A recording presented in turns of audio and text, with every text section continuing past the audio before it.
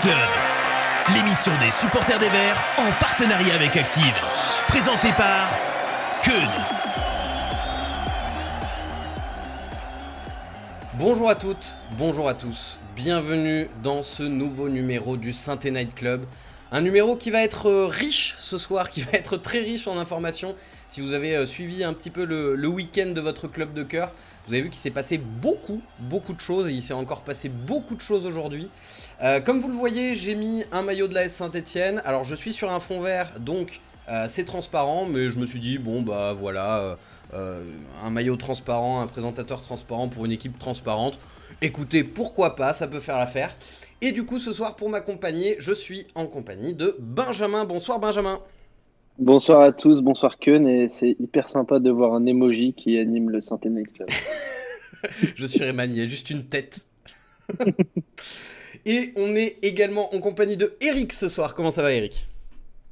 Bonsoir à tous, écoute, ça va, j'espère que tout le monde va bien aussi, tout le monde garde le sourire malgré les résultats de l'équipe première. Bah on garde le sourire parce qu'on s'aime bien et qu'on s'apprécie et que du coup on rigole bien, mais c'est vrai que tout ne porte pas à sourire dans notre vie de supporter. Ouais. Et on est en compagnie ce soir également de Kevin. Comment ça va Kevin ? Eh bien écoute, je ne sais pas si c'est Renaud ou Confucius qui disait « Toujours vivant, toujours debout, toujours la banane, rassurez-vous ». Ça n'a jamais été autant d'actualité. Il disait aussi débarquer un jour de Chine, retourne-y quand il confine. Hein, donc... Oui, non, encore, il a pas dit que des belles choses. Quelle entame incroyable. Qui m'envoie sur Discord en MP, MDR, le fond vert, au secours. ouais, bon bah voilà l'incrustation, comment ça marche. C'est assumé.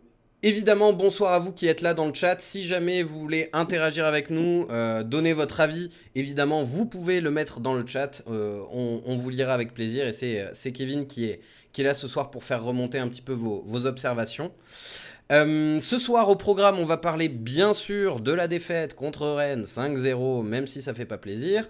On va parler également de la mise à pied, et pas du licenciement, de la mise à pied de Claude Puel. On va parler de la nomination de Loïc Perrin en tant que coordinateur sportif et pas directeur sportif. Les mots ont un sens.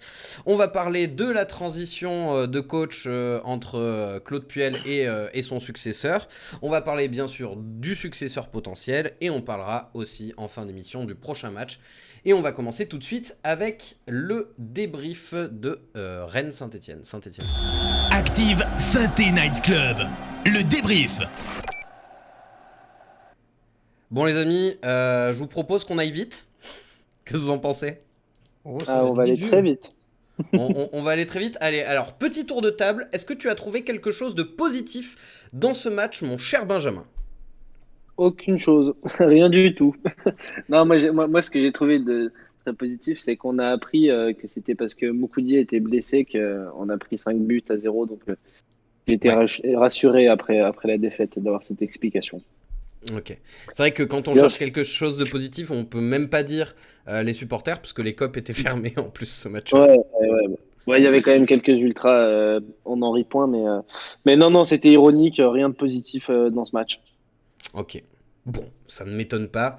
Alors, je tiens à souligner que Eric, à qui je vais donner la parole tout de suite, a vu le match en direct et l'a regardé aujourd'hui pour avoir des choses pertinentes à dire. Alors, on est vraiment tout oui, parce que je pense que tu es le seul être humain sur Terre à avoir vu 2 fois ce match. Ouais, j'ai peut-être des penchants sadomaso, je sais pas trop, mais non, honnêtement, il y a quelques points qu'on pourrait qualifier de positifs, comme la prestation de Crasso qui est comme loin d'être ridicule. Euh, Après, on a quand même pris une déculottée 5-0. En défense, il n'y a rien qui va. En face, ils se sont amusés, hein. On aurait dit des joueurs qui jouaient au five. Ils se sont amusés, ils ont fait ce qu'ils voulaient. Donc, non, j'ai même pas envie de pointer un quelconque positif. Voilà, il y a des joueurs qui se sont impliqués, il y en a d'autres qui se sont pas du tout impliqués. Tu penses à qui dans les joueurs pas impliqués ? Je préfère pas taper sur qui que ce soit, honnêtement. Pas speak. Ah bah maintenant, faut Voilà. assumer, hein. Vas-y, faut dire les termes. Faut Hein. te mouiller là. Non, le but justement, c'est pas de c'est pas dénoncer, si ça se trouve, je me trompe, mais j'espère juste que voilà, le tournant qui est la mise à pied de Claude Puel va permettre à tout le monde de repartir du bon pied, va permettre à tout le monde de retrouver une certaine ambition et voilà, repartir de l'avant et surtout maintenir le club. Ouais, tu veux pas nous dire qui tu sentais vraiment parce que t'as dit qu'il y a des joueurs qui ont abandonné. Moi, j'avais l'impression que c'était effectivement plus collectif, mais t'as vraiment vu des individualités qui étaient particulièrement en dessous. Bah, à chaque fois que je viens au SNC, je précise qu'il y a tout le temps un problème de régularité pendant les matchs et entre les matchs. Il y a beaucoup de joueurs qui sont là, et puis ils ne sont plus là, et puis ils sont de nouveau là. Ça, c'est quand je pointe un problème, enfin, un manque de sérieux ou un manque d'implication, je pointe surtout ça. Je Ouais. pense pas qu'ils aient lâché, mais juste ils sont un peu jean-foutistes. Et oui, enfin, je pense que j'ai pas besoin de citer les noms parce que tout le monde, Tout le tout monde le a monde pensé voit. à Aouchiche, ouais, t'inquiète, t'inquiète, t'inquiète. Non mais enfin voilà je crois encore en ces joueurs mais que ce soit Aouchiche, que ce soit Camara, Ouais. que ce soit Kolo Dziedziak, voilà il y a beaucoup de joueurs, Bonga aussi même s'il revient un peu mieux, il y a beaucoup de joueurs qui sont là de temps en temps et qui puis qui sont plus là et on peut pas jouer un match avec la moitié de l'équipe, c'est pas possible. C'est sûr. On gagne pas un match à 6 contre 11 donc voilà j'espère que le changement de coach permettra à tout le monde de, voilà, de reprendre un peu de sérieux, de reprendre du poil de la bête et de repartir de l'avant parce que c'est avant tout des joueurs professionnels. Ouais. Donc on attend d'eux un comportement professionnel. Dans le chat, Kevin, j'ai vu que tu as posé la question de est-ce qu'il y avait du positif. Est-ce que les gens ont réussi à répondre du positif ou il y a que du négatif, Bah, négatif qui le ressort? seul qui a trouvé quelque chose de positif, de notable, c'est Nico Saint-Paul qui nous dit qu'il n'a pas vu le match, et ça, c'est positif. Et, Il a rien raté. et sinon, ouais, non, tout le monde. Non, non, Je non. regardais un petit peu vite fait, mais je vois surtout du négatif qui Hormis, ressort. hormis la combativité de Kazri, Ouais. de Boudbouz, il n'y a rien qui est ressorti, quoi. Parce que même Crasso, que tu as souligné, Eric, c'est un bon dribble et disparaît. Donc, Exactement, c'est un grand pont.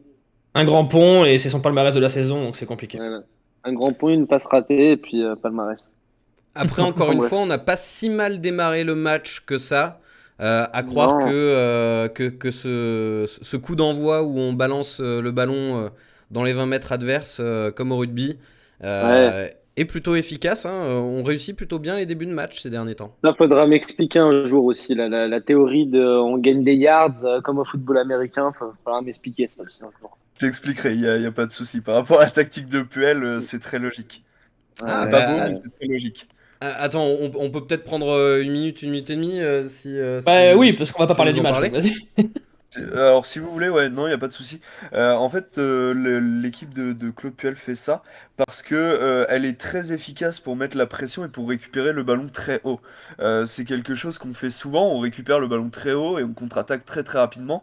Et surtout la saison dernière, cette saison beaucoup moins parce déjà il y a un problème de cohérence dans le pressing et en plus il y a un problème de finition. Mais l'année dernière, on le faisait beaucoup de récupérer énormément de ballons très très hauts, de mettre une pression directe sur le bloc adverse et ensuite voilà, d'essayer de marquer, d'essayer de centrer. C'est quelque chose qui se faisait beaucoup, qui se fait encore beaucoup, enfin qu'on essaye de faire encore beaucoup, mais il y a toujours un manque de cohérence, il y a toujours un Aouchiche qui court pas pour presser ou, euh, ou quelqu'un ouais. d'autre.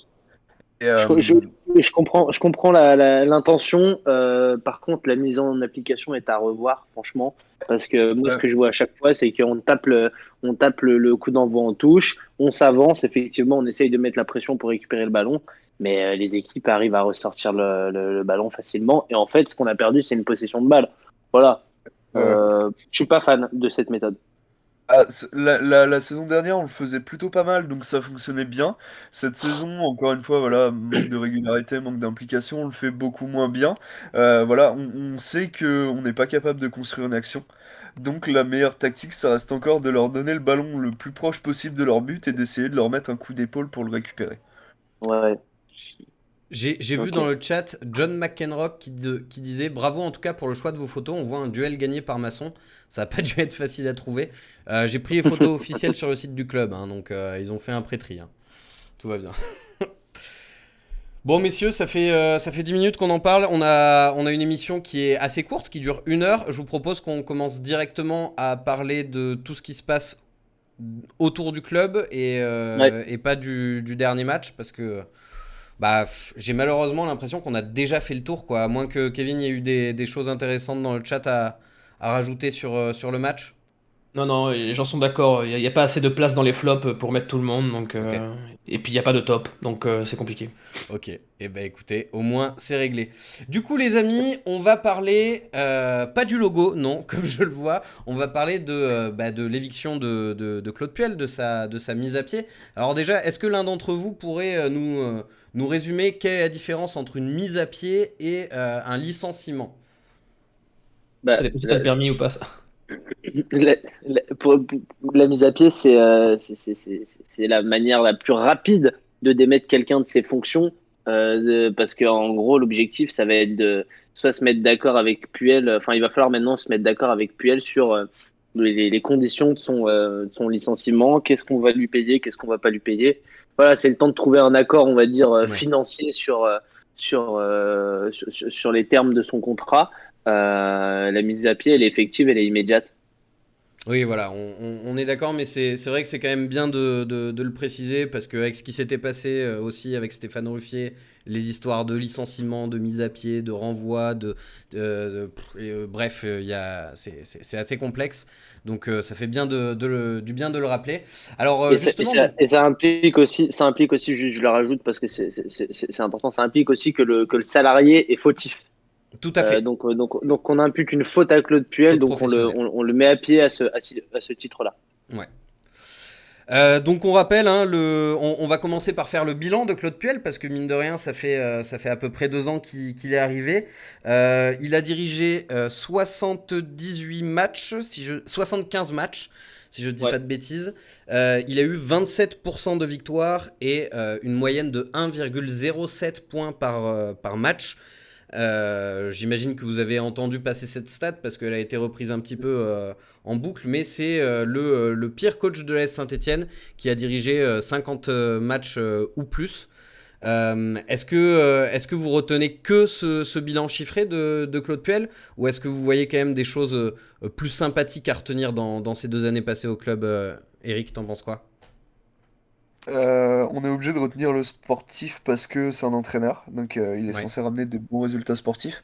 Par contre, voilà, il a sauvé les miches des présidents et du club en sortant, en faisant progresser quelques jeunes et en les vendant à un certain prix. Parce que, parce que voilà, Fofana, faut savoir que juste avant l'arrivée de Puel, euh, les dirigeants voulaient vendre Fofana pour l'aspect financier du club et qu'ils étaient prêts à le lâcher à 5 millions. Ouais. Donc, Donc il lui a donc quand même voilà. fait gagner beaucoup de valeur. Voilà, c'est ça. Après, c'est pas, enfin, il était pas banquier du club, donc c'était pas son rôle de, de ramener de l'argent. Il a un rendement qui est totalement insuffisant. J'en espérais plus, tout le monde en espérait plus.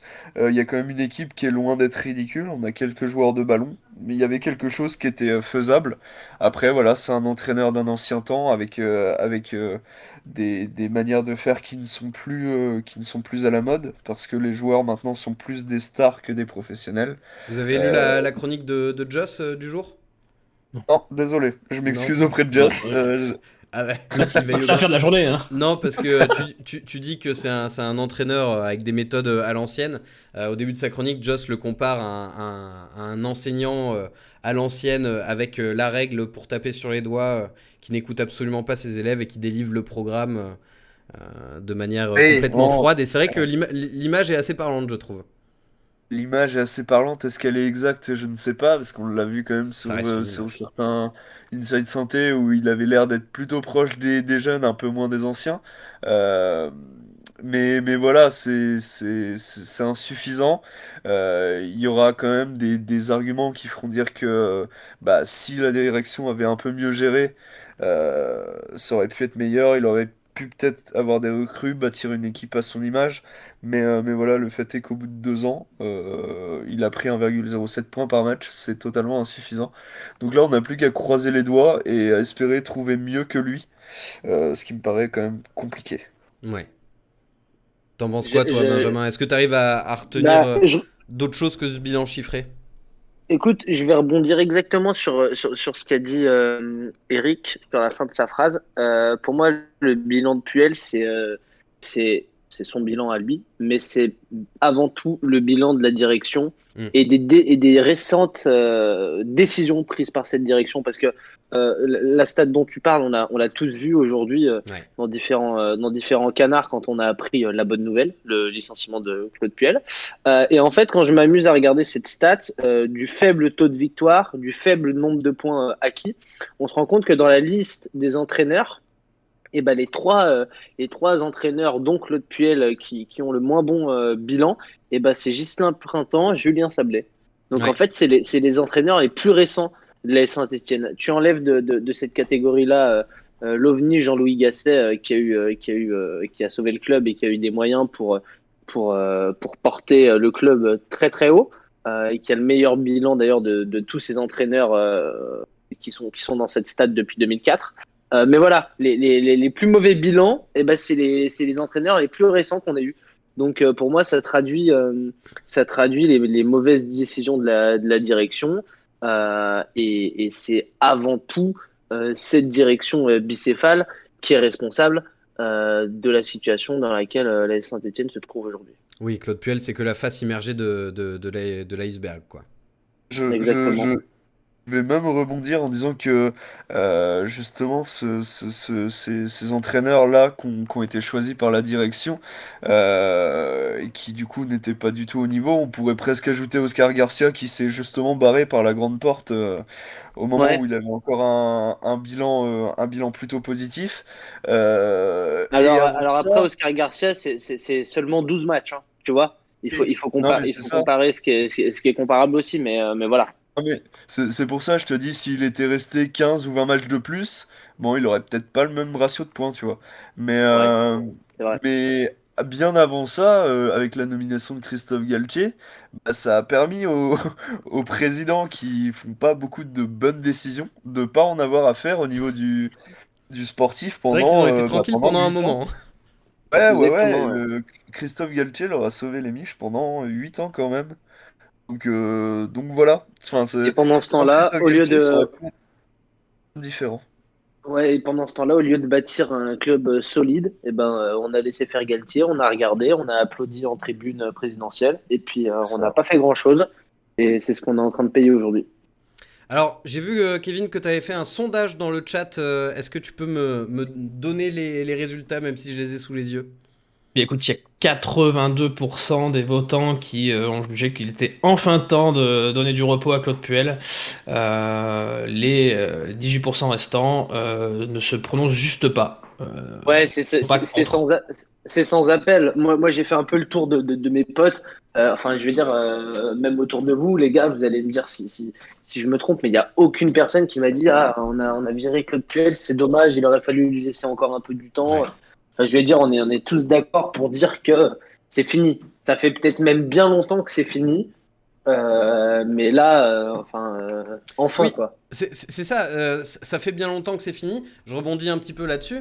On se souvient qu'il y a un mois de ça, les dirigeants avaient donné un sursis à Claude Puel.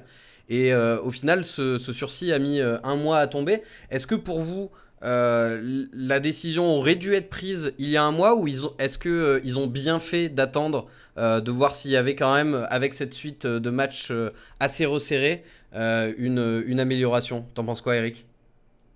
Non, parce que du coup, il y a eu 2 victoires entre-temps, donc le sursis a été respecté. Voilà, maintenant, il y a une manita qu'on a pris contre Rennes qui fait sauter le sursis. Ça me paraît plutôt Plutôt logique. respectable. Si la décision avait dû être prise, elle aurait dû être prise il y a 2 mois, quand on n'avait pas encore atteint le 10e match, mais qu'on n'avait toujours pas de victoire. Enfin, ça aurait dû arriver bien avant. Ils ont mis un sursis, puis elle a réussi à gagner un mois.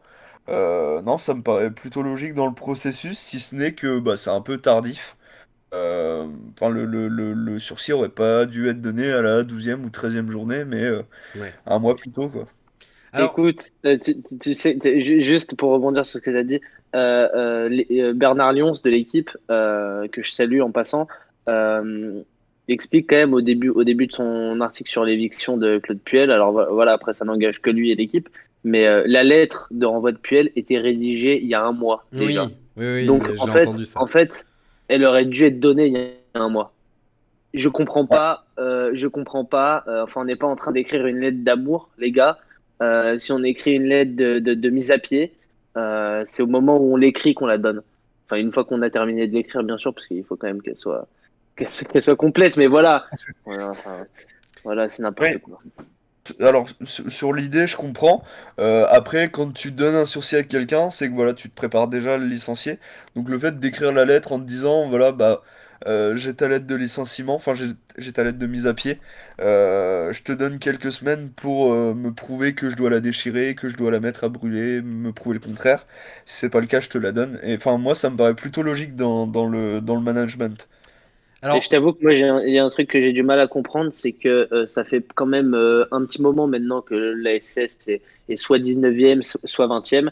Et j'ai quand même tendance à penser que malgré tous les problèmes qu'on a, mais un club de cette envergure, à la 19e et à la 20e place du championnat de France, à partir du moment où le club arrive à ce niveau-là, il y a licenciement d'emblée, on ne doit même plus réfléchir. après, Mais le problème, après, c'est qu'il a pris le club à ce niveau-là aussi.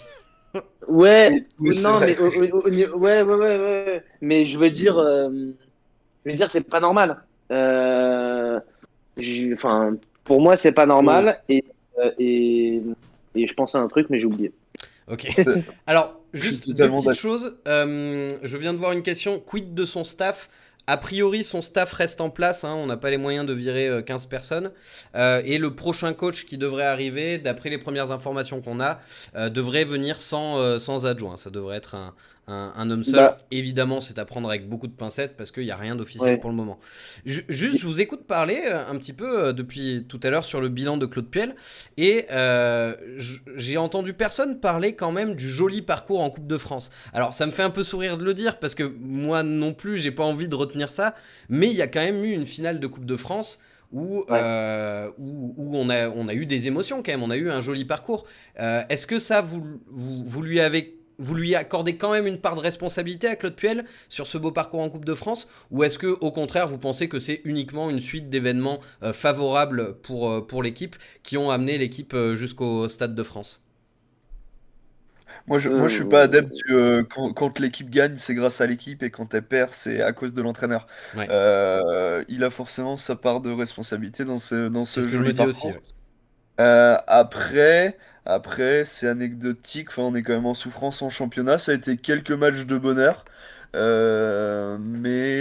Ouais, les matchs de coupe, enfin voilà, ça reste une finale. Si on avait gagné la Coupe de France, ça serait bien différent. Ça reste une finale où en plus Loïc Perrin a été expulsé pour le dernier match de sa carrière. Ouais. Ouais, j'en garde pas les meilleurs souvenirs de cette période. Enfin, c'était le début du Covid en plus. Enfin, moi, j'en garde pas vraiment un bon souvenir. Ça a été un bon parcours, mais sans plus. Ok. moi, je t'avoue que la première chose à laquelle j'ai pensé quand tu m'as dit ça, c'est de me souvenir des équipes qu'on a affrontées avant d'affronter Rennes.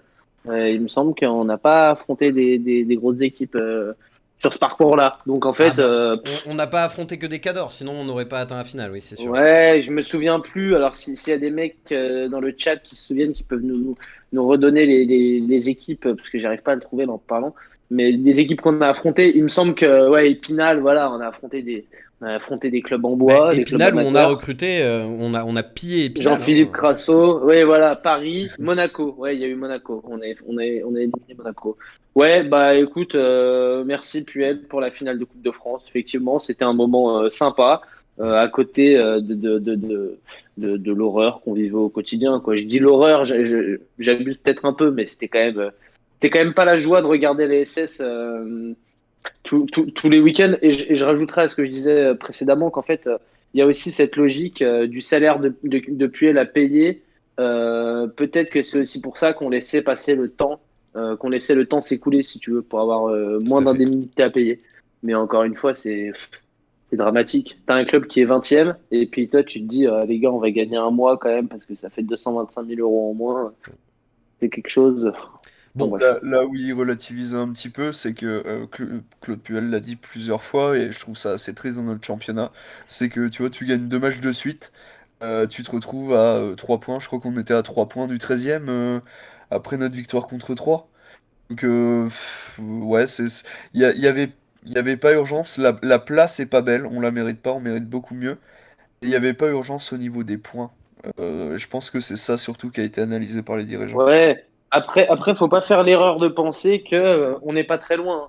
Parce qu'en fait, effectivement, en termes de points, on n'est pas très loin parce qu'il y a un championnat très homogène avec des équipes du bas de tableau qui se retrouvent à taper des équipes comme Lyon, des équipes qui doivent jouer le top 3, le top 4, le top 5, le haut du championnat français. Mais c'est en trompe-l'œil parce que ça va finir par se réguler. Là, on commence à arriver à la fin des périodes de Coupe d'Europe et des surcharges de matchs pour ces équipes-là. Enfin, ça va commencer à se réguler et des équipes qui sont en bas et qui vont se faire distancer maintenant pourront plus rattraper leur retard, quoi. c'est sûr. C'est surtout par rapport au niveau de jeu, moi, que je suis très inquiet. Parce qu'en fait, on est très loin des autres équipes et notamment des concurrents au maintien, quoi. Alors, Oui. je me permets de vous arrêter là, mais effectivement, à l'heure du bilan de Claude Puel, même si moi non plus, hein, je vais être honnête, là, le lundi soir 6 décembre 2021, je retiens absolument pas le parcours en Coupe de France, mais quitte à faire un bilan de Claude Puel, ça me paraissait quand même important de rappeler qu'il y a eu au moins cette petite éclaircie dans la forêt. Euh, on Et dans va le parler derby, maintenant. il a pas été mal dans le derby aussi, je pense. Ouais, dans le derby, ça n'a pas Voilà. été mal, effectivement. On va parler maintenant de la suite, parce que je vois que le chat a envie de parler de la suite un petit peu. La suite, pour l'instant, sur le court terme. Alors déjà, on va commencer par la première officialisation qu'il y a eu dans ce week-end, et ça a été la nomination de Perrin, Loïc Perrin, directeur sportif. Très gentil. Coordinateur sportif, pardon. Ouais. Est-ce que on pourrait préciser un petit peu ce rôle de coordinateur sportif? Est-ce que vous en savez plus, messieurs? Hmm. Bah, ce qu'on disait tout à Je... l'heure, il y a pas de directeur sportif à la Saint-Étienne. Il y a un directeur général. Et comme Claude Puel était manager, donc avait en même temps du rôle de coach ce rôle de directeur sportif, il avait sa place au conseil d'administration en plus de ça. Quand on supprime Puel, on supprime tout l'organigramme sportif du club. C'est assez marrant, ça d'ailleurs. Mais bref, Ouais. à Saint-Étienne, c'est comme ça. Donc, il a fallu trouver un coordinateur sportif, mais en fait, qui pour moi sera un directeur sportif bis qui va travailler dans ce rôle-là. Ce sera Loïc Perrin. Et on va trouver maintenant un coach qui sera ni plus ni moins qu'un coach. Dites-moi ce que vous en pensez dans le chat déjà de cette première nomination du week-end, Perrin, coordinateur sportif. T'en penses quoi toi, Eric? Est-ce que tu trouves que c'est plutôt une bonne nouvelle ou quelque chose qui a peu d'importance pour le moment? Euh, on saura si c'est une bonne nouvelle en fonction de ses résultats, même si voilà, comme on le disait, comme on le disait avant de démarrer, le poste de coordinateur il est un peu flou, on sait pas trop ce qu'il en advient. Je suis assez d'accord avec Benjamin dans l'idée de se dire que c'est un directeur sportif bis en sachant qu'il n'y a pas de directeur sportif. Parce que normalement le coordinateur sportif coordonne, ce que le directeur sportif ordonne. Euh, donc, euh, donc ça peut être pas mal dans le sens où il connaît bien le club, dans le sens où apparemment il travaille dessus depuis des années. C'est vrai qu'il y a eu pas mal de communication là-dessus par rapport au fait qu'il passait des diplômes et tout, qu'il était l'élève des présidents pour prendre la suite, tout ça. Pas sûr que Euh, ce soit une bonne nouvelle, ça, l'élève des présidents. ouais. Pour l'instant, on peut pas trop juger parce qu'il vient Ouais, c'est un peu d'arriver. tôt, hein, je suis d'accord. Ouais, ce serait dommage de taper dessus. Après, bon, bah, ça bouge. Est-ce que c'est juste pour apaiser les foules ou est-ce qu'il y a vraiment un projet derrière? Ça, j'en doute, honnêtement. Mais j'ai envie de me dire qu'il y a quand même un projet derrière et que ça ne vient pas par hasard. Qu'est-ce qu'en pense le peuple vert dans le chat de cette nomination de Loïc Perrin? On va pas rester beaucoup de temps dessus, hein, parce qu'on n'a pas Non, non, non non. plus 200 infos, hein. Il y a un sondage qui tourne, je vous invite à Ah, voir si vous voulez changer la donne, mais pour l'instant, 74% des votants crient à l'emploi fictif. Il y a Ok. Napsanté qui nous dit pas du tout convaincu par Perrin, pas de charisme, pas de réseau, pas d'expérience, aucun intérêt. Vers Tazoa 42110 qui nous dit je ne comprends pas le timing. Samcro 42 et beaucoup d'autres dans le chat qui disent c'est une première fumée pour calmer les supporters. Et c'est ce qui ressort le plus dans le Ok. chat, c'est que c'est juste pour calmer les véhémences de ses porteurs. Je pense effectivement qu'il y a le côté, on apaise un peu les tensions en nommant une idole Il y a du peuple vert. ça, Ça doit jouer, ouais. Par il y a, il contre, y a- il y a pour la ça. personne qui disait je comprends pas le timing, bah on l'a expliqué, c'est étant donné que Claude Puel avait à la fois le rôle de directeur sportif et de coach, vu qu'il a été mis à pied, il va falloir remplacer le coach, mais aussi le directeur sportif, vu qu'il avait les deux casquettes, voilà pourquoi en termes de timing. Donc ça, c'était la première officialisation du week-end. Et en attendant la venue du prochain coach, donc, eh bien, on va avoir une période de transition et a priori, selon toute vraisemblance, même si ça n'a pas encore été officialisé, ce sera Julien Sablé qui prendra les rênes de l'équipe après le match contre Rennes. Incroyable petit jeu de mots. Alors apparemment la solution Huard-Neder a été évoquée en interne, mais Laurent Huard, donc, qui était l'adjoint de Puel, a décliné la proposition. Il n'a pas voulu prendre la suite. Et Neder n'a tout simplement, je crois, pas les diplômes pour pouvoir le faire officiellement. Donc ce sera Julien Sablé. Bah, une première impression déjà, messieurs, pour commencer. Qu'est-ce que ça vous évoque, la nomination de Julien Sablé? Encore une fois, on le rappelle, à titre provisoire. Il y a probablement un autre coach qui arrivera d'ici quelques temps. Ouais, c'est de l'intérim, donc il n'y a pas à crier à l'injustice ou au drame. Il a eu une première expérience qui était très compliquée. Il y a eu 3 ans entre-temps où il a appris auprès de plusieurs entraîneurs différents. Il connaît bien l'équipe, il a peut-être de nouvelles notions tactiques et techniques. Encore une fois, c'est que de l'intérim, donc pourquoi pas, voilà, c'est un enfant du club. Euh, à lui de prouver aussi qu'il a le niveau, comme l'espéraient il y a 3 ans les présidents en le nommant entraîneur, ils espéraient un Galtier bis. Peut-être que ce sera le cas aujourd'hui, peut-être pas. Ce qui est sûr, c'est que voilà, on l'a pas vu à l'œuvre depuis 3 ans en tant que coach numéro un, donc enfin, en 3 ans, les gens changent. Donc Mm. c'est une nouvelle expérience, il repart de zéro. Moi, j'attends de voir. Voilà, j'ai une petite confiance, j'attends de voir. Benjamin? Ouais, ouais. Avant de revenir sur effectivement ce que va nous donner Sablé, il semblerait que ce soit une décision de Loïc Perrin, que ce soit la première décision de Loïc Perrin et, euh, et de Jean-François Soucas et de Samuel Rustem, qui est le directeur général adjoint.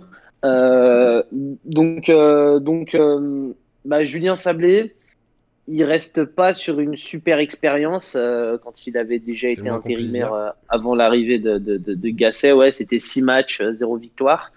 Euh, Qu'est-ce que j'en pense? Pas grand-chose, à part que voilà, on a un homme qui aime profondément le club à la tête de l'équipe première, donc je peux pas douter de sa motivation et de sa détermination à essayer de redresser l'équipe temporairement avant l'arrivée du prochain coach. Après, sur le plan tactique, la philosophie de jeu, bah, on connaît pas trop, on sait pas trop. On sait pas trop Bah, on sait pas trop, que on veut sait quand faire. même qu'il a donné un interview récemment où il expliquait que il avait beaucoup appris de Claude Puel et que leur expérience commune avait été très enrichissante pour lui. Donc on peut se dire que si ça n'a pas marché avec Claude Puel, il y a quand même des chances que ça marche pas avec son élève. Ouais, disons que qu'on va rester dans une continuité de Claude Puel, quoi. Entre guillemets, c'était la solution la plus simple à mettre en place une fois la décision de licencier Claude Puel Hmm. prise. Moi, j'aurais bien aimé voir Razik Neder, mais je pense aussi qu'on n'a pas envoyé Razik Neder au feu parce que la décision qui a été prise a été de mettre un coach d'expérience une fois l'intérim Sablé terminé. Donc en fait, voilà, l'entraîneur intérimaire qu'on pouvait mettre euh, immédiatement avant d'officialiser un successeur, c'était Sablé, donc c'est ce qu'il y a de plus logique. Qu'est-ce qui ressort du chat par rapport au cas Sablé? Eh bien, Mba MCL qui nous dit est-ce que Sablé va réussir à ramener ne serait-ce qu'un point pour sa deuxième tentative? David Lever qui nous dit Julien Sablé est au coaching, ce que le Burger King est à la nutrition. Leïla Reb qui nous dit le retour du fils prodigue. On dénonce beaucoup le fait que ça soit potentiellement peut-être un choix caché de Romeyer parce qu'on sait qu'il est dans les petits papiers. Et par contre, sur une note positive, Sam Crow 4-2 qui nous dit il doit avoir un mental de fou pour reprendre l'intérim après sa première tentative. Et C'est clair que ça doit pas être simple hein, quand tu te c'est mets à sa place. Hein. on peut louer Ah au non, moins ça, comme tu dis, l'amour du club et le fait Ouais. qu'il a le courage d'y retourner alors qu'il sait pertinemment comment ça va être accueilli par les supporters. ah, Alors, ça c'est sachant, sûr. Hein. messieurs, quand même, messieurs, dames, je précise que donc premier entraînement avec Julien Sablé demain matin à 10h30, ce sera un entraînement à huis clos. Il est possible, voire j'ai presque envie de dire probable, qu'il n'ait même pas un match à diriger hein, en soi, parce que la nomination du prochain coach pourrait se faire dans la semaine. Si ça se trouve, là, on est en train de parler du coach intérimaire qui va juste encadrer 3 entraînements. Ouais, c'est possible. Alors on sait pas ce qui se passe dans les bureaux du centre Robert Herbin, mais ça prend du temps quand même de faire venir un coach. Là, il semblerait qu'on soit dans un trio Hans, Guillon, Duprat, et dans la réflexion duquel va venir entraîner la Saint-Étienne. Ouais, ça peut prendre aussi du temps. Donc franchement, on sait pas trop. T'en penses quoi, toi, Eric? Tu penses que... Alors là, je sais qu'on se base plus sur de la supposition que sur Ouais. des vraies informations, mais t'imagines un coach arriver avant la semaine prochaine, avant le match contre Reims? Ça sera le sujet de mon coup de grisou. Non, non, non, je les vois pas, je les vois pas avoir anticipé. Ça m'étonnerait. Eh bien, justement, Benjamin, tu parlais des coachs suivants potentiels. Je vois Kevin dans le chat qui dit et s'ils gagnent, les présidents n'auront-ils pas la tentation de le confirmer? Bah, c'est pour ça qu'il vaudrait peut-être mieux nommer un nouveau coach avant le match de la semaine prochaine. Donc, oui, Benjamin, tu évoquais le cas Duprat, le cas Guillon, le cas Urcea, le cas Hans, et je rajoute Oui. le profil Urcea qui a été nommé aussi. Donc pour rappel, hein, les dernières missions de Duprat, on se souvient de celle à Toulouse qui avait été pas mal médiatisée et où il avait réussi à sauver le club. Par contre, ça s'était beaucoup moins bien passé ensuite avec son expérience à Caen. Très très mal passé même, on peut le dire. David Guillon, qui est un ancien de la Maison Verte, qui a déjà joué et qui a surtout été adjoint de Alain Perrin, je crois, à Saint-Etienne et qui a entraîné donc Reims, la dernière équipe en date. Urcea, donc, qui a fait un passage après Patrick Vieira à Nice. Et Frédéric Hans. Est-ce que déjà parmi ces 4 noms, il y en a un qui vous donne plus envie que les autres et dites-moi aussi dans le chat si parmi ces 4 noms-là, il y en a un qui vous hype plus ou si au contraire vous pensez à quelqu'un d'autre. Évidemment, essayez d'être le plus réaliste possible. Si vous me dites Zidane, ça va être compliqué. Qu'est-ce que t'en penses, Eric? Est-ce qu'il y a un nom déjà qui t'emballe plus que les autres? Ouais, ouais, bah, si on devait choisir parmi les quatre, ce serait David Guillon quand même, parce Ouais, je que suis d'accord. étant quand même un peu suiveur de ce qui s'est passé à Caen, Dupraz, si on peut l'éviter, moi Ouais. ça m'arrangerait. Je Euh, note. Je dis oui, je dis après, instant. ouais, Urcea, on a vu qu'à Nice, c'est pareil, il était arrivé un peu dans une mission Compliqué. sauvetage. Non, ils étaient pas au point où nous on en est, mais il avait quand même des objectifs d'essayer d'amener la Coupe d'Europe et tout, et ça s'est aussi très mal passé, enfin, plutôt mal passé, surtout avec l'effectif qu'il avait. Il y avait Frédéric Hans aussi que vous avez cité. Ouais, ouais, Hmm. ouais. Voilà, Frédéric Hans, je ne connais pas ses qualités de sauveteur. Ce qui est sûr, c'est que c'est pas le genre de coach avec qui je vois construire quelque chose. Je sais pas si même il serait capable sur l'aspect mental ou sur l'aspect technique de remettre les joueurs à l'endroit. David Quillon a quand même un passé plutôt positif, notamment avec Reims. Ce qu'il a fait ces dernières années, il a quand même réussi à leur donner une place importante en Ligue 1, avec l'aide d'une très bonne cellule de recrutement, c'est vrai. Mais David Guillon est le plus séduisant dans la liste, même si c'est pas celui qui me séduirait le plus. Après, je vous avoue que là, avec notre manque de moyens financiers, je suis un peu à court d'idées. Ouais. Alors, je sais que c'est ton taf, Kevin. D'ailleurs, Kevin a fait un sondage. Vous pouvez voter pour le coach que vous aimeriez voir sur le banc de la Saint-Etienne. Je me permets juste de lire cette blague de John McEnroe parce qu'elle m'a fait hurler de rire. Il y a Claude Puel sur le marché maintenant. Franchement, il y a encore quelques années, on se disait putain, il y a Claude Puel sur le marché, mais go, instantanément. Il y a Rudy Garcia aussi. Il y a Rudy Garcia aussi, c'est vrai, il est sur le marché. Qu'est-ce qui ressort un petit peu du chat hors les noms qu'on a cités du coup? Bah, il y a des gens qui se mettent à rêver, hein. J'ai vu des Thierry Henry, j'ai vu des Zidane, j'ai vu des Lucien Favre, Ouais. René Girard. Il y a Golorix qui nous met Robert Nouzaret. Voilà, Habib Bey. Mais sinon, dans le sondage de ceux qu'on a cités, celui-là qui l'emporte à l'unanimité, c'est Guillon à 67% des voix. Ok. Donc il vous reste à peu près 3 minutes et quelques pour voter, donc vous avez encore le temps de voter pour votre poulain. C'est vrai que Qu'est-ce que t'en penses, toi, c'est quand Benjamin? même- Oups, pardon. Vas-y, Eric, je t'ai coupé. Alors, j'interviens juste rapidement. J'allais dire, c'est vrai que Lucien Favre, c'est le numéro un auquel je pensais, mais Ouais, ce mais serait très séduisant comme solution, sauf qu'on n'a pas les moyens et lui veut une équipe qui joue la Ligue des Champions, donc oui. on en est Ouais, quand c'est même surtout loin. ça. Il y a juste aucune chance que ça se fasse. C'est comme Henry, tu vois. Ouais. Enfin, oui, il est libre en soi parce qu'il est chez Amazon Prime et qu'il pourrait quitter. Mais quel intérêt il aurait de venir à Saint-Etienne en prenant un salaire bien plus faible que ce qu'il a et en ayant une mission quasi impossible, quoi. Enfin, Sinon, ça fait 10 ans que Laurent Blanc a un challenge. Voilà. Là, il y a un sacré challenge. là, il y a du change. Faut reconnaître qu'il y a du change. Ce serait le retour de Gasset sur le banc aussi en tant qu'adjoint. Putain, ce serait Ouais. incroyable en vrai. Ça Laurent serait Blanc fou. qui se dirait bon, de toute façon, Ancien de la maison, voilà. je m'ennuie au Qatar. J'ai pas assez d'argent.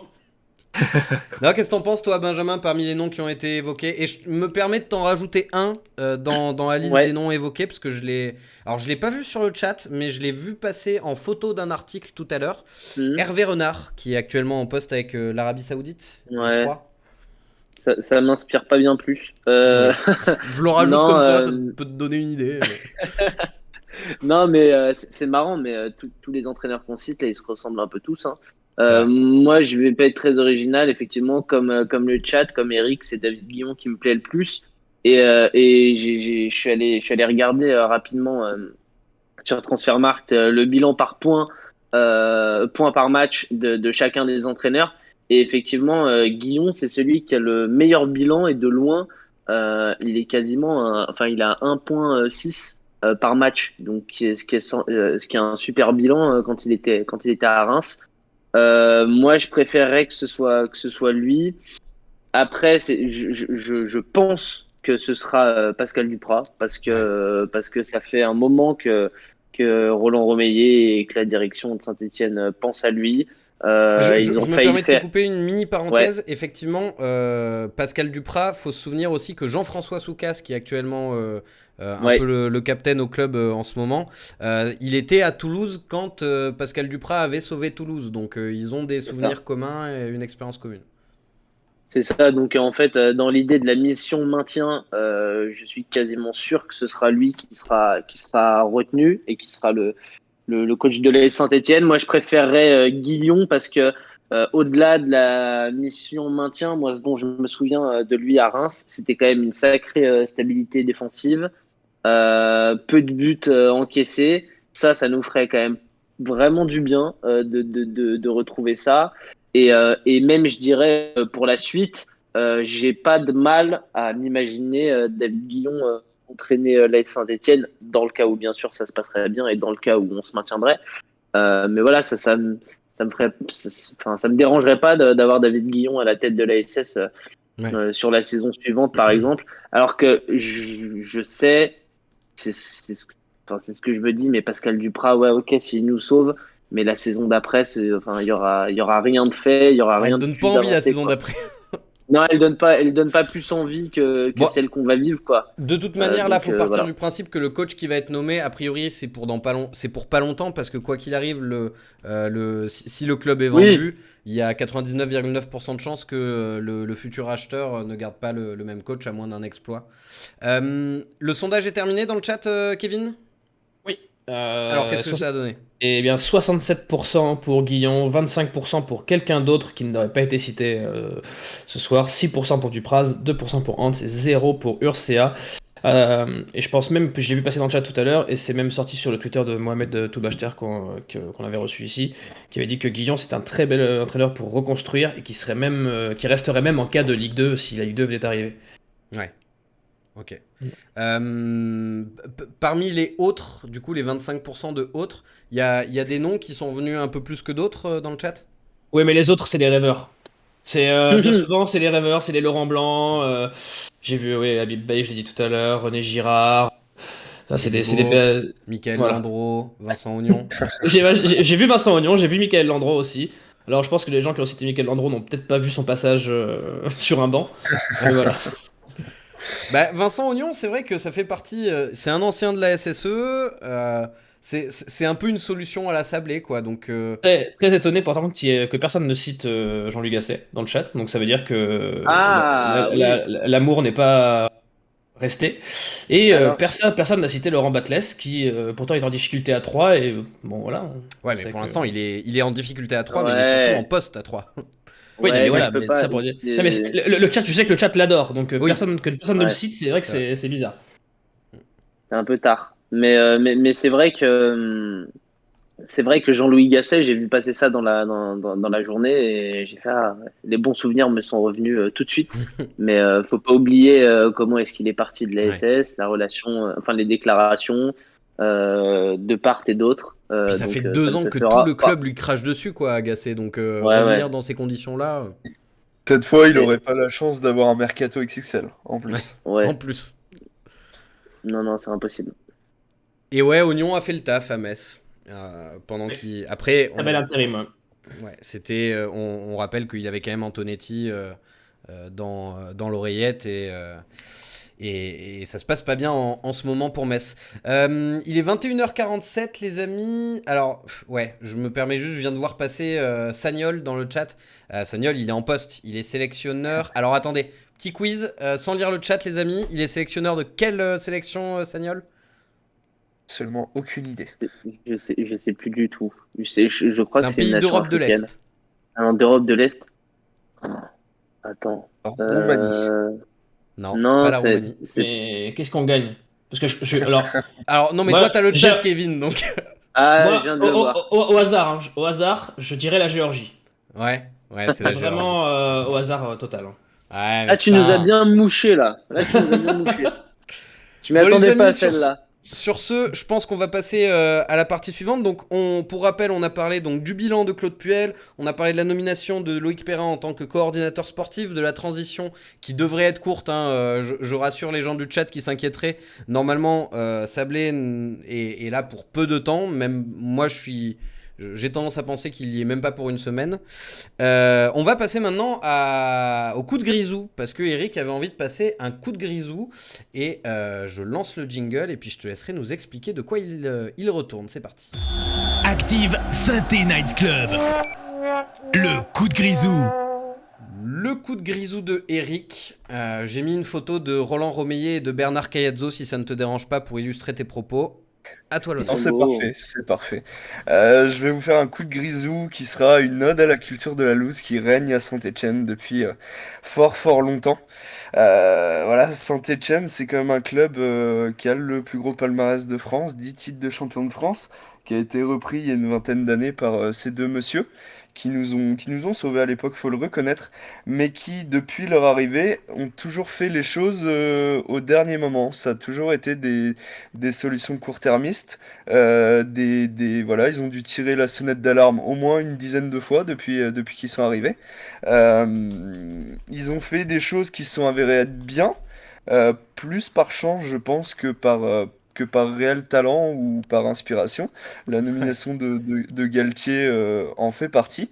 Voilà, ça fait 10 ans que il s'acharne à décider au dernier moment. Il y a eu Galtier, voilà, qui a été nommé, qui a fait un miracle.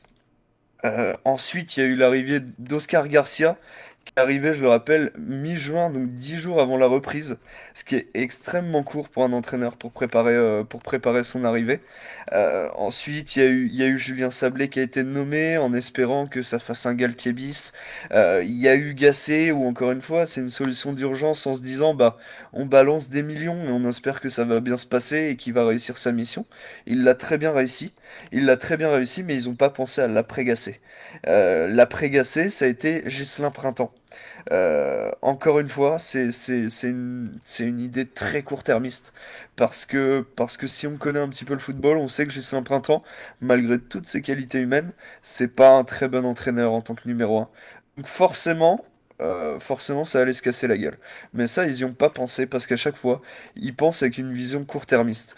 Et pour moi, la vision court-termiste, la vision peu ambitieuse comme ça, j'appelle ça vraiment la culture de la loose. Parce que tu te donnes pas les moyens d'espérer sur le long terme progresser, même si c'est une progression petit à petit. Voilà, c'est comme le disait Benjamin, c'est à l'époque de Christophe Galtier, c'était on regarde et on applaudit parce qu'il réussit ce qu'il fait, parce que voilà, il est en réussite, il est fort, il sait ce qu'il fait. Et à côté, les présidents ne savaient pas ce qu'ils faisaient. Et vraiment, je pense que c'est ça, ils essayaient de maintenir une espèce de réussite. Et, euh, et Ouais, c'est dans ça, la le pourvu que ça dure, pourvu que ça dure, pourvu que ça dure. c'est ça. Et dans la vision petit bras, on peut aussi parler du recrutement à une époque où on recrutait des Vincent Pajot, voilà, Kevin Monet-Paquet, j'ai beaucoup d'affection pour lui, mais c'est pareil, c'est des recrutements où c'est des joueurs C'est pas très ambitieux. moyens qu'on recrute pour presque rien, en se disant, avec un peu de chance, ils vont être très bons et ça va passer. Et même pour moi, Loïs Diony, c'est pareil, c'est une vision petit bras parce qu'ils ont mis énormément d'argent sur un joueur qui n'a pas la mentalité pour.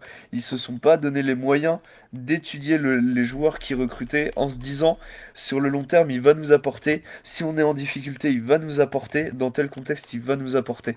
Et en fait, quand on analyse sur les 10 dernières années, on se rend compte que chaque décision qui a été prise, c'était un énorme risque. À part sur l'aspect financier bien sûr, sauf pour Gasset, mais à l'époque de Galtier et même après, c'était des énormes risques, mais pas forcément financier juste parce que c'était fait totalement par hasard, sans Mm. savoir si le contexte allait se prêter à ce qui allait se passer. Et le football, c'est une question de profil, c'est une question d'intelligence de jeu, c'est une question de placer les bonnes personnes dans les bons contextes et des personnes sérieuses qui se battent pour le club dans lequel ils sont. Euh, depuis 10 ans, c'est comme ça. Depuis 10 ans, même un peu plus, il y a une vision très court-termiste. Aujourd'hui, on en paye les conséquences. On a failli les payer déjà en 2017 parce que ça puait. Mais encore une fois, les dirigeants ont eu un coup de chance. Cette fois, la chance, elle est plus de notre côté. Il y a tout qui commence à tourner au vinaigre. On est en train d'en payer les conséquences. J'en discute souvent avec Sylvain qui a très peur pour le club et a raison. Parce qu'en fait, on se rend compte, mais peut-être un peu trop tard, que toute cette vision court-termiste, eh ben, on en paye les conséquences, mais voilà, on en paye les conséquences 10 ans plus tard. On paye les conséquences de 10 ans de décisions hasardeuses, de décisions totalement aléatoires sur le principe de, sur un malentendu, ça peut passer. Et c'est ce qui fait que, voilà, on élève une culture de la loose, on se contente de peu et les joueurs aussi, du coup c'est normal, les joueurs aussi Oui. s'y habituent, se contentent de peu, se contentent d'un match nul, se disent que voilà, on va peut-être gagner, on va peut-être perdre, c'est pas grave. Et ça c'est pas possible dans une équipe professionnelle, surtout quand on s'appelle l'AS Saint-Étienne, c'est pas possible. Alors, juste, dans ton coup de grisou, tu as parlé de Loïs Diony. Je voulais voir s'il était toujours à Angers. Il a été prêté à l'Étoile Rouge de Belgrade. Voilà. Euh, Ouais, pour, ouais, ouais, euh, ouais, pour, pour votre on information. parle, on parle d'un joueur qui avait fait une bonne saison, Ouais. qui était décrié par tout le monde à Dijon et qu'on a quand même recruté 10 millions. 10 Donc millions. ça interroge. Transfert le plus Ça, cher de l'histoire du club. ça interroge beaucoup. Effectivement. Eh ben, écoute, je l'ai trouvé très intéressant et très pertinent ton coup de grisou. Est-ce que Benjamin, t'as envie de rebondir dessus, de réagir? Ouais, carrément. Il y a une chose, enfin, je te rejoins à peu près sur tout, Eric. Je dirais que un petit truc à rajouter, c'est qu'en fait, c'est un club qui est dirigé par ces deux hommes qui aiment profondément la Saint-Etienne. Pour le coup, Roland Romeyer, ça, on peut pas lui enlever. Mais le problème, c'est que ça a été dirigé. On parle souvent on entend souvent un club familial, un club familial. Là, ça a vraiment été dirigé comme ça, quoi. On met les copains. Il faut vraiment que ce soit plus les gens avec qui on s'entend bien que de la compétence. On a été très frileux d'aller chercher de la compétence de l'extérieur, et c'est ça pour moi qui manque cruellement, c'est d'être allé chercher de la compétence et d'avoir donné tous les pouvoirs à Galtier, d'avoir surchargé des mecs de travail et de responsabilité au lieu de structurer le club. Voilà, c'est ce qui leur a manqué, et forcément, euh, c'est ce qui a manqué. Et forcément, bah, après, ça découle de mauvaises décisions. Tu parlais du recrutement, je trouve que tu as été un peu dur avec Vincent Pajot, mais parce qu'il y a des mecs comme ça, effectivement, qui sont des joueurs de Ligue 1 moyens, comme tu as pu le dire, mais il y en a quand même dans ces recrutements qui nous ont rendu des bons services. Je pense à Fabien Lemoine, à Jérémy Clément, machin. Mais mais du coup, effectivement, quand tu diriges le club comme ça, bah, tu fais beaucoup d'erreurs. Tu es plus en proie à l'erreur, et c'est vrai que mettre autant d'argent sur Loïs Diony, ça a été une erreur. Voilà. Ouais. Bah, c'est vrai qu'on a un peu cette impression que depuis trop d'années maintenant, les deux présidents ne tirent pas dans le même sens, quoi. Ils ont chacun leur Il y a vision. ça aussi, hein. Tu parles effectivement de l'amour de Roland Romeyer pour le club, qui n'est absolument pas une seule seconde à remettre en Ah, question. Que tout le monde ça suffit pas. soit clair à ce niveau-là. Mais un, ça ne suffit pas. Et puis deux, je suis pas sûr que ce soit le cas de Bernard Caiazzo, qui, à mon avis, est plus là pour conserver sa place dans les instances et Ouais, faire de la politique, plus que par son amour du football et même de l'AS Saint-Etienne. Je commence effectivement. à en douter de plus en plus, sachant qu'il n'a jamais vécu à Saint-Étienne, qu'il est plus souvent au conseil d'administration de la Ligue qu'au conseil d'administration de l'AS Saint-Étienne. Ouais, Donc, là, il est à Dubaï, hein. ouais, c'est ça, là il est à Dubaï. Donc, Bernard Caiazzo, il y a un moment où, si tu veux venir discuter, tu es le bienvenu dans le Saint-Étienne Night Club, sache-le. Mais on aura 2-3 reproches à faire probablement. Il est 21h57, il faut qu'on ait un petit mot sur le prochain match, les amis, sur le match contre Reims. Je lance le jingle tout de suite. Active Synthé Night Club. Le prochain match. Déjà, avant qu'on passe au prochain match, je vous ai mis des photos du dernier Saint-Étienne-Reims qu'il y a eu. Est-ce que le chat était plutôt en accord avec le coup de grisou de Eric? Je n'en doute pas, mais... Oui, oui, je vais pas vous citer le chat parce qu'il n'y a pas eu que des belles paroles à l'encontre de nos présidents. Le ras-le-bol est présent. Je signalerai juste pardon, le message de Sam Samver qui nous dit Romeyer n'a pas bonne mine pour l'avoir vu au stade. Je ne l'ai jamais aimé ni soutenu, mais je pense qu'il est épuisé, voire malade. Ah, il Euh, souffre. Il souffre voilà. terriblement. Il Est-ce souffre que c'est terriblement de la la situation, situation Roland ou est-ce que c'est Meyer. un état ou est-ce que c'est un état de santé Ah, extérieur qui fait que voilà. bah, c'est l'impact de l'un sur l'autre. C'est la situation Je du pense. club qui le rend malade. Mais il aime profondément Saint-Etienne, hein, Oui. Roland. C'est pas à discuter, hein.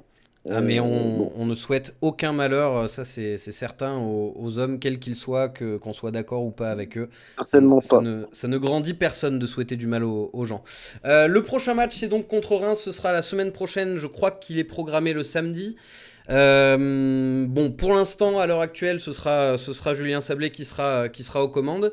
Est-ce que vous voyez déjà un changement par rapport... Enfin, est-ce que vous pensez qu'il y aura un changement dans la compo de départ, ou est-ce que vous pensez qu'il repartira sur quelque chose d'assez puellesque, ou est-ce que on peut espérer voir Ramirez? Tiens, Eric, rapidement, est-ce que tu penses qu'on peut espérer voir Ramirez? Bien sûr qu'on peut espérer voir Ramirez. En plus, Sablé, c'est quelqu'un qui est très proche du centre de formation d'une manière générale. Et Ramirez, quand il a joué en réserve, a été excellent. Donc, je pense que Sablé, voilà, il est pas aussi têtu que Puel. On a des chances de voir peut-être des nouveautés, des nouvelles choses. Après, voilà, tous les joueurs qu'on a eus ont été testés cette saison. On sait Ouais, ce qu'ils valent. Euh, il y a pas, il y a, on peut espérer un miracle. On peut espérer, comme je disais, que mentalement, il y a un déclic et que ça change. Après, c'est vrai qu'on va pas se mentir, hein. Ramirez à la pointe de l'attaque, ça changerait certaines choses. ça changerait pas mal de choses. Mais Rami face à une qui? équipe comme Reims, je sais pas trop parce c'est le genre d'équipe qui est très chiante à jouer. Donc, à voir. À voir, de toute façon, faut le tenter pour le savoir. On est un peu à la bourre, je te laisse terminer par un petit prono. Euh, Allez, un 2 partout. Ok. Toi, Benjamin, est-ce que tu penses. Allez, je nous permets de dépasser de 2 minutes l'horaire habituel. Est-ce que t'as quelques visions sur qu'est-ce qui va se passer le week-end prochain?